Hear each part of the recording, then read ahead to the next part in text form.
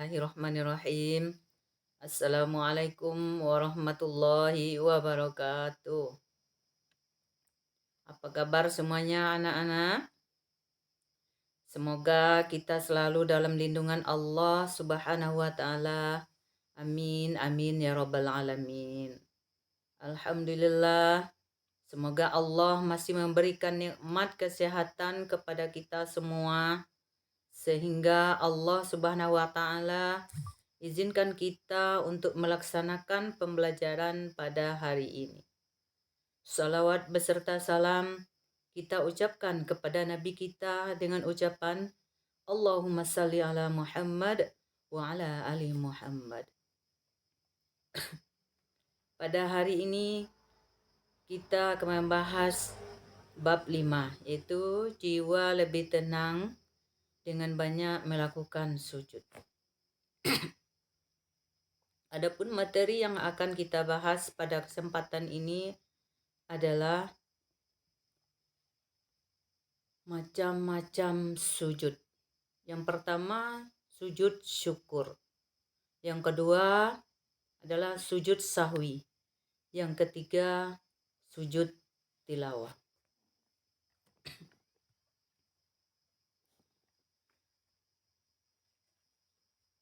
Adapun KD-nya, standar kompetensi, itu memahami macam-macam sujud. Dan kompetensi dasarnya adalah yang pertama, menjelaskan pengertian sujud syukur, sujud sahwi, dan sujud tilawah. Yang kedua, menjelaskan tata cara sujud syukur, sujud sahwi, dan sujud tilawah. Dan yang ketiga, mempraktikkan sujud syukur, sujud sahwi, dan sujud tilawah. Adapun tujuan pembelajaran kita adalah siswa dapat yang pertama menjelaskan pengertian sujud syukur dan dasar hukumnya. Dan yang kedua adalah siswa dapat menjelaskan pengertian sujud sahwi dan dasar hukumnya. Yang ketiga, siswa dapat menjelaskan pengertian sujud tilawah dan dasar hukumnya. Dan yang keempat, siswa dapat menyebutkan dalil nakli terkait dengan sujud syukur, sujud sahwi, dan sujud tilawah. Dan yang kelima, siswa dapat menjelaskan tata cara sujud syukur. Lanjut yang keenam, siswa dapat menjelaskan tata cara sujud sahwi. Dan yang ketujuh, siswa dapat menjelaskan tata cara sujud tilawah. Dan yang ke-8, mempraktikkan sujud syukur di sekolah.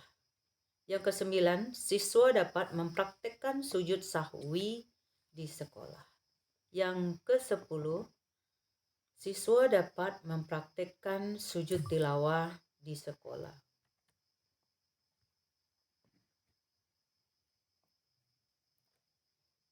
Yang pertama akan kita bahas adalah sujud syukur. Yang pertamanya pengertian sujud syukur, kemudian lanjut dalil nakli atau dasar hukum sujud syukur, kemudian ketentuan sujud syukur, selanjutnya tata cara sujud syukur, bacaan sujud syukur, dan selanjutnya doa setelah bacaan sujud syukur. Adapun pengertian dari sujud syukur adalah sujud syukur adalah sujud yang dilakukan di luar sholat, tanda terima kasih kepada Allah Subhanahu wa taala atas karunia-Nya. Sujud syukur dilakukan karena mendapat keberuntungan, keberhasilan, tercapai cita-cita, atau karena terhindar bahaya atau kesulitan, sembuh dari sakit. Nah, dalil nakli atau dasar hukum sujud syukur yang berbunyi Bismillahirrahmanirrahim. An Abi Bakrata anna Nabiyya sallallahu alaihi wasallam kana idza atahu amrun yasurruhu aw bushra bihi kharran sajidan syukran lillah. Riwayat Abu Dawud At-Tirmizi. Artinya, dari Abu Bakrah bahwa sesungguhnya Nabi Muhammad sallallahu alaihi wasallam apabila datang kepadanya sesuatu yang mengembirakan atau suka, beliau langsung sujud untuk berterima kasih kepada Allah Subhanahu wa taala. Hadis riwayat Abu Dawud dan At-Tirmizi. Adapun ketentuan sujud syukur, yang pertama dilakukan di luar sholat dan selanjutnya dilakukan sendirian atau munfarid. Kemudian yang ketiganya tidak disyaratkan harus suci dari hadas. Selanjutnya dilakukan segera setelah menerima nikmat atau terhindar dari bahaya. Dan selanjutnya sujudnya sama seperti dalam sholat dan hanya dilakukan satu kali. Tata cara sujud syukur. Adapun tata cara sujud syukur, yang pertama adalah niat, yaitu berniat untuk melaksanakan sujud syukur karena Allah. Yang kedua, takbiratul ihram. Yang ketiga, sujud satu kali, lalu membaca bacaan sujud syukur dan doanya. Yang keempat, kemudian duduk. Selanjutnya, salam. Bacaan sujud syukur. Sajada wajhiya lillazi khalaqahu wa syaqqa sam'ahu wa basarahu bihaulihi wa quwwatihi. Artinya, aku sujud kepada Tuhan yang telah menciptakan diriku, Tuhan yang telah membukakan pendengaran dan penglihatan dengan kekuasaannya.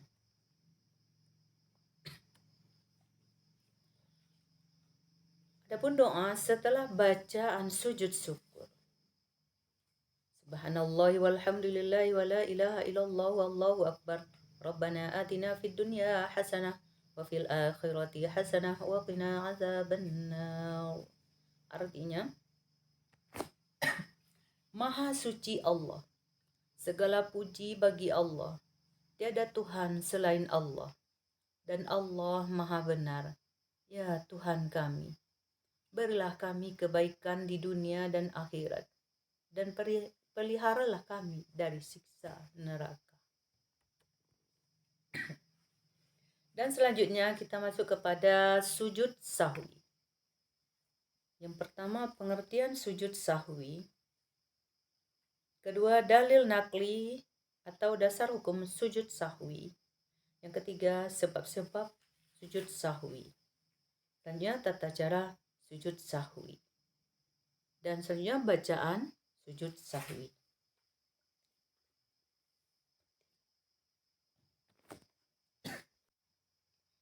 Adapun pengertian sujud sahwi.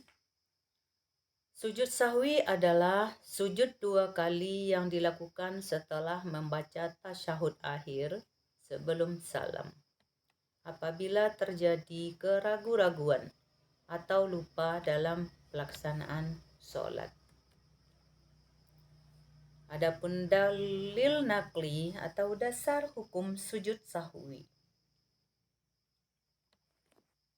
yang artinya dari Abu Sa'id Al-Khudri, Nabi Muhammad sallallahu alaihi wasallam bersabda, apabila salah seorang dari kamu ragu dalam sholat, ia sudah mengerjakan 3 atau 4, maka hendaklah dihilangkan keraguan itu dan diteruskan sholatnya menurut yang diyakini.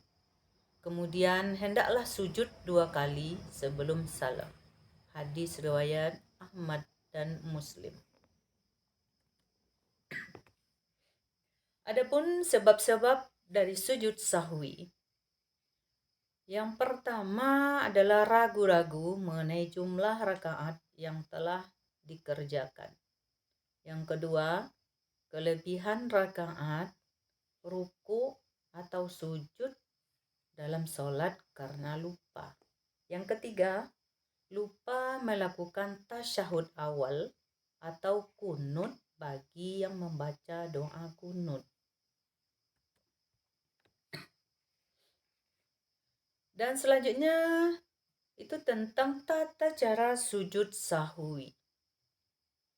Adapun tata cara sujud sahwi sebelum salam. Yang pertama, setelah membaca tasyahud akhir, fil alamina innaka hamidum majid, dilanjutkan sujud diiringi dengan takbir Allahu Akbar. Di dalam sujud membaca bacaan sujud sahwi. Subhana man la yanamu wa la yashu, subhana man la yanamu wa la yashu, subhana man la yanamu wa la yashu. Dan boleh dibaca Subhana rabbiyal a'la wa bihamdi, subhana rabbiyal a'la wa bihamdi, subhana rabbiyal a'la wa bihamdi. Kemudian duduk antara dua sujud. Kemudian sujud lagi dan membaca bacaan sujud sahwi lagi. Subhana man la yanamu wa la yashu, subhana man la yanamu wa la yashu, subhana man la yanamu wa la yashu. Atau subhana rabbiyal a'la wa bihamdi, subhana rabbiyal a'la wa bihamdi, subhana rabbiyal a'la wa bihamdi. Kemudian duduk lagi dan memberi salam. Untuk makmum wajib mengikuti imam. Tata cara sujud sahwi setelah salam. Yang pertama, berdiri menghadap kiblat disertai niat sujud sahwi. Saya berniat sujud sahwi karena Allah lillahi ta'ala. Dan lanjut dengan yang kedua, takbir untuk melakukan sujud sahwi. Allahu Akbar.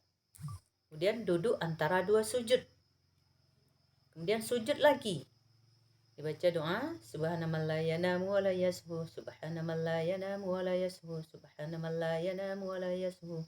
Atau subhana rabbiyal a'la wa bihamdi, subhana rabbiyal a'la wa bihamdi, subhana rabbiyal a'la wa bihamdi.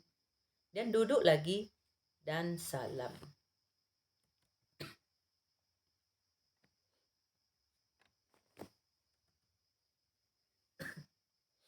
Nah, ini bacaan sujud sahwinya yang telah kita bacakan tadi. Biar jelas anak-anak ibu. Subhana man la yanamu wa la yashu, subhana man la yanamu wa la yashu, subhana man la yanamu wa la yashu. Itu kalau bagi yang membaca bacaan tersebut. Artinya, Maha suci Allah yang tidak tidur dan tidak pernah lupa.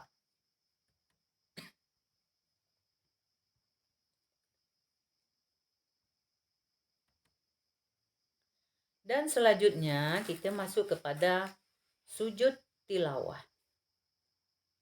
Nanti akan kita bahas. Yang pertama pengertian sujud tilawah. Yang kedua dalil naqli atau dasar hukum sujud tilawah. Yang ketiga ayat-ayat sajdah. Selanjutnya yang keempat tata cara sujud tilawah. Dan yang kelima bacaan sujud tilawah. Adapun pengertian dari sujud tilawah. Sujud tilawah artinya sujud bacaan. Sujud tilawah adalah sujud yang disunnahkan ketika membaca atau mendengar ayat-ayat sajdah. Nah, apabila seorang imam membaca ayat sajdah, kemudian ia melakukan sujud tilawah, maka makmumnya harus mengikuti sujud pula. Tetapi apabila yang membacanya imam tidak melakukan sujud, maka makmum atau orang yang mendengarkannya tidak disunahkan melakukan sujud. Adapun dalilnya atau dasar hukum sujud tilawah dari Nabi Muhammad Sallallahu Alaihi Wasallam bersabda yang artinya dari Abu Hurairah bahwa Nabi Muhammad Sallallahu Alaihi Wasallam bersabda, apabila anak Adam atau manusia membaca ayat sajadah, kemudian sujud, menghindarlah setan dan ia menangis seraya berkata, celakalah aku. Anak Adam atau manusia diperintah untuk sujud, lantas ia sujud. Maka baginya surga. Dan saya diperintah untuk sujud juga. Tetapi saya enggan atau tidak mau, maka bagi saya neraka. Hadis riwayat Muslim.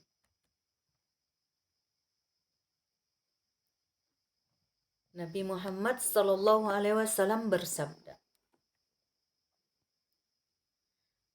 An Ibni Umar, anna Nabiya Sallallahu Alaihi Wasallam kana yaqra'u alaina al-Qur'an fa idza marra bis sajdati kabbara wa sajadana ma'ahu.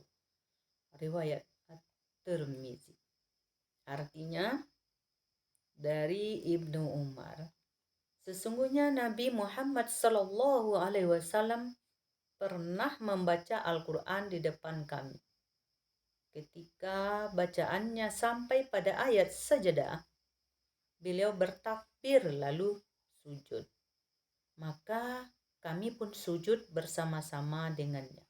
Hadis riwayat At-Tirmizi. Adapun ayat-ayat sajadah di dalam Al-Quran itu ada 15 ayat sajadah. Yang pertama surat Al-A'raf ayat 206. Yang kedua surat Ar-Ra'd atau Ar-Ra'du ayat 15. Dan yang ketiga surat An-Nahl ayat 50. Dan yang keempat surat Al-Isra ayat 109. Dan yang kelima surat Maryam ayat 58. Yang keenam surat Al-Hajj ayat 18.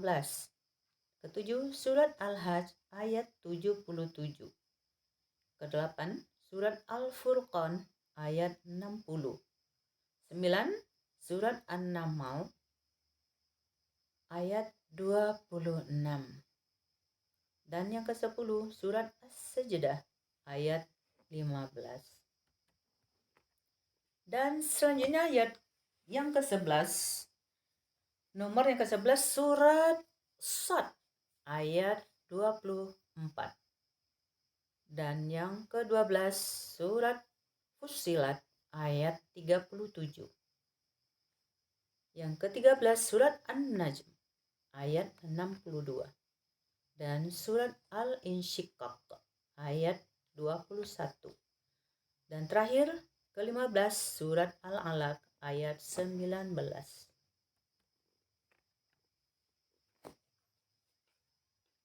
Adapun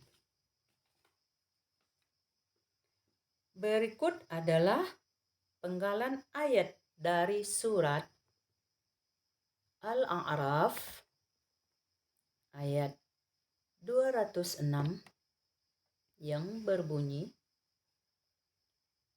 A'udzu billahi minasy syaithanir rajim. Bismillahirrahmanirrahim. Innal ladzina 'inda rabbika la yastakbiruna 'an 'ibadatihi wa yusabbihunahu wa lahu yasjudun.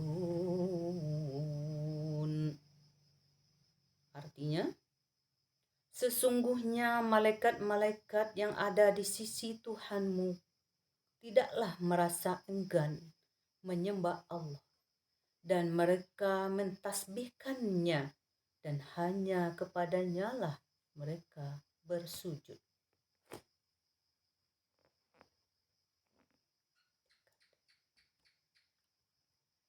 Dan selanjutnya penggalan surat Ar-Ra'd ayat 15.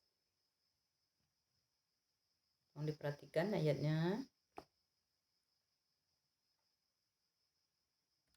Dan yang ketiga surat An-Nahl ayat 50.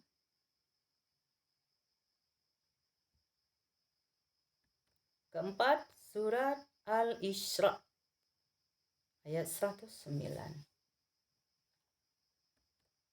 Yang kelima surat Maryam ayat 58. Selanjutnya yang keenam surat Al-Hajj ayat 18. Yang ketujuh surat Al-Hajj ayat 77. Yang kedelapan surat Al-Furqan ayat 60. Selanjutnya yang kesembilan surat An-Naml ayat 26.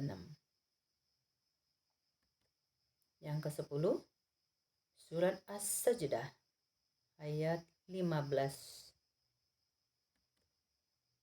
Yang ke-11 surat Shad ayat 24. Surat Fussilat. Yang ke-12 surat Fussilat ayat 38. Ke-13 surat An-Najm ayat 62. 14 surat Al-Insyiqaq ayat 21. Dan terakhir surat Al-Alaq. Kalla la tuti'hu wasjud waqtarib. Kita ulang. Kalla la tuti'hu wasjud waqtarib. Artinya, sekali-kali janganlah kamu patuh kepadanya. Dan sujudlah dan dekatkanlah dirimu kepada Tuhan. Dan selanjutnya kita masuk kepada tata cara sujud tilawah. Sujud tilawah dilakukan itu cukup satu kali saja dan dapat dilakukan pada waktu melaksanakan sholat atau di luar sholat. Cara sujud tilawah dalam sholat. Ketika sampai pada ayat-ayat sajadah, seperti yang di atas tadi, maka langsung sujud satu kali dengan membaca doa sujud tilawah. Kemudian kembali ke posisi semula dan meneruskan bacaan sholatnya. Dan cara sujud tilawah di luar sholat. Ketika mendengar atau membaca ayat sajadah, kemudian niat dalam hati, saya niat sujud sajadah karena Allah lillahi ta'ala. Bertakbir, Allahu Akbar. Kemudian sujud, dibaca doanya. Sajada wajhiya lillazi khalaqahu wa saqahu sam'ahu wa basarahu bihaulihi wa quwwati. Mau tambah ujungnya, terserah.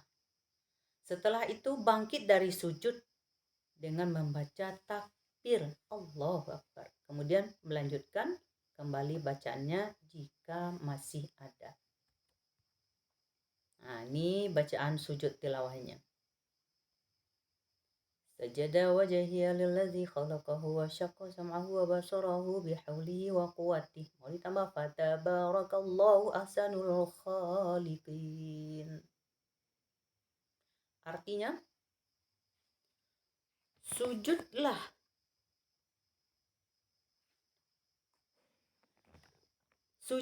mukaku terhadap Allah. Wujudlah mukaku terhadap Allah.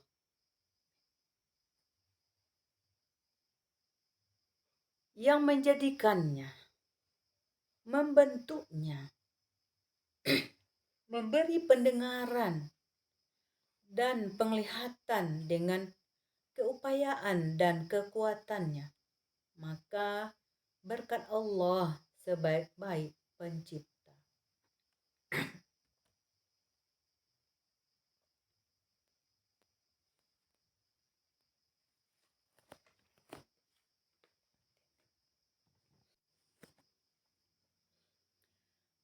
Adapun uji pemahaman kompetensi ini untuk anak-anak ibu semua. Pilihlah salah satu jawaban yang benar. 1. Seseorang yang terhindar dari mara bahaya disunahkan untuk titik-titik. A. Melakukan sujud syukur. B. Memperbanyak istighfar. Yang C. Membaca tahmid. Yang D. Melakukan sujud tilawah. Soal yang kedua, bila mana kita salat kemudian ketinggalan tidak melakukan tasyahud awal, maka sebelum salam melakukan titik-titik. A. Solawat Nabi. B. Sujud tilawah. C. Sujud syukur. D. Sujud sahwi. Selanjutnya yang ketiga, sujud tilawah dilakukan karena A. Melihat tulisan ayat-ayat sajadah. B. Mendengar atau membaca ayat-ayat sajadah. C. Adanya ayat-ayat sajadah dalam Al-Quran. D. Perbanyak ayat sajadah dalam Al-Quran. Soal yang keempat, ayat-ayat sajadah dalam Al-Quran berjumlah sebanyak titik. Ayat A 5, B 15, C 25, D 35. Soal yang kelima, sujud yang dilakukan sebagai tanda terima kasih kepada Allah Subhanahu wa Ta'ala atas keberhasilan atau karena terhindar dari bahaya atau kesulitan disebut A.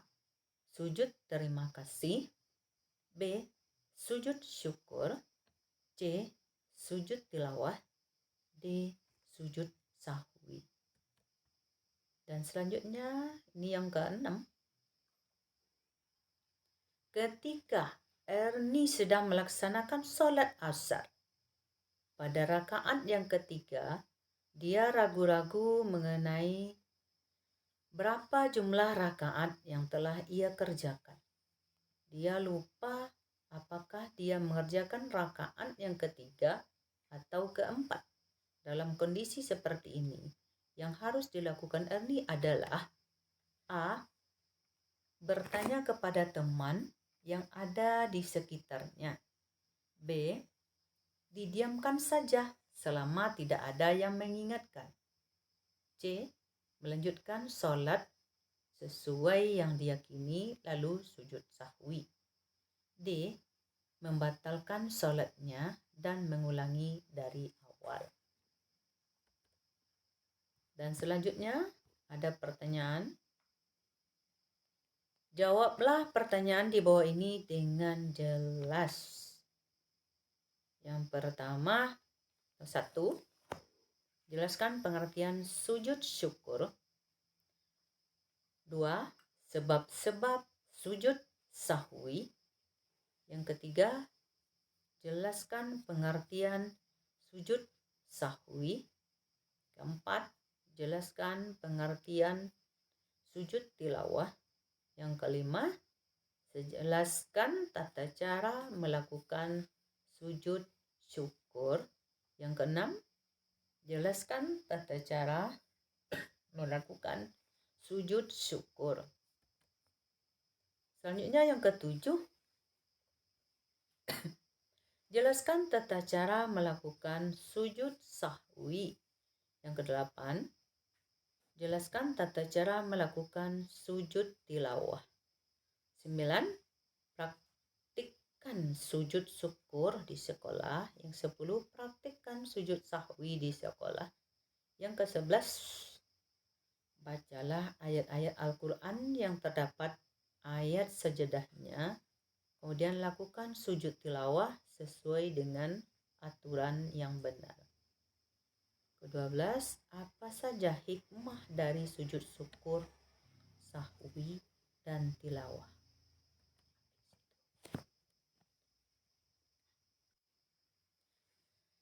Adapun hikmah sujud syukur, yang pertama adalah terhindar dari sifat angkuh atau sombong. Yang kedua, hikmah sujud syukur memperoleh kepuasan batin berkaitan dengan anugerah yang diterima dari Allah Subhanahu wa Ta'ala. Yang ketiga, hikmahnya merasa dekat dengan Allah sehingga memperoleh bimbingan dan hidayahnya. Yang keempat, memperoleh tambahan nikmat dari Allah Subhanahu wa Ta'ala dan selamat dari siksanya. Dan selanjutnya hikmah sujud sahwi. Yang pertama adalah menjauhkan diri dari sikap sombong dan takabur. Yang kedua, menumbuhkan sikap rendah diri di hadapan Allah Subhanahu wa Ta'ala. Dan hikmah sujud sahwi yang ketiga, menumbuhkan kesadaran akan kelemahan kita sebagai hamba, sekaligus kesadaran akan keagungan Allah yang Maha Kuasa. Keempat, menyadarkan bahwa manusia adalah makhluk yang sering salah dan lupa, sehingga harus banyak mohon ampun kepada Allah Subhanahu wa Ta'ala. Dan kemudian kita masuk kepada hikmah sujud tilawah. Adapun hikmah sujud tilawah adalah yang pertama, dijauhkan dari godaan syaitan. Yang kedua, hikmah sujud tilawah lebih menghayati bacaan dan makna Al-Quran yang sedang dibaca. Dan hikmah sujud tilawah yang ketiga, mendekatkan diri kepada Allah Subhanahu wa Ta'ala. Demikianlah pembelajaran pada hari ini. Mohon maaf atas segala kekurangan dan kehilafan dan semoga bermanfaat. Wassalamualaikum warahmatullahi wabarakatuh.